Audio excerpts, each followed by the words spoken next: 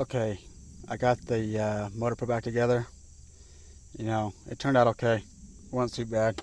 I just gotta put coolant in, fill it up, put the cap on, bleed the system out. If you're gonna do this, the proper way to bleed your system is you fill it all the way to the brim and open up your bleeder valve, fill it to the max in your degas bottle, and run your engine 2,500 RPM so it gets to operating temperature.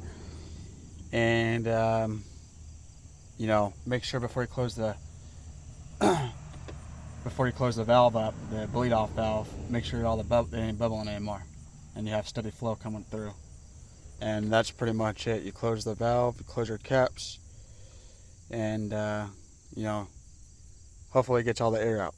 But make sure you jack the car up or do it on a sloped hill, you know, with your front end lifted, so all the air will rush to the surface.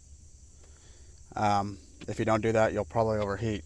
You know, that's been my experience with bleeding cars. I always jack my car up when I bleed. Anyways, that's all I got. You know, I mean, the job was pretty easy. Took a few hours. You know, nothing to it. But if you're gonna do it the right way. You know, unscrew the manifold bolts. You know what I mean? And push the manifold forward a little bit, and it'll be a hell of a lot easier than fighting with those bolts. You know, those are my recommendations. You know, to each his own. You know what I mean? If you ain't got time in an emergency, you know, you gotta do what you gotta do.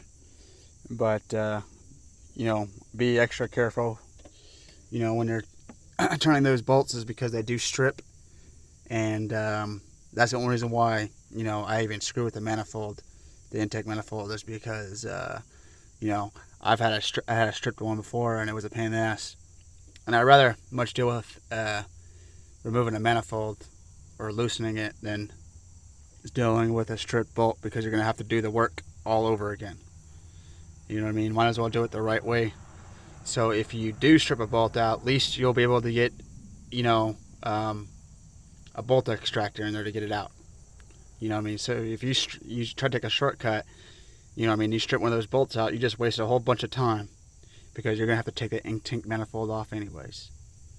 That's all I got. Take care.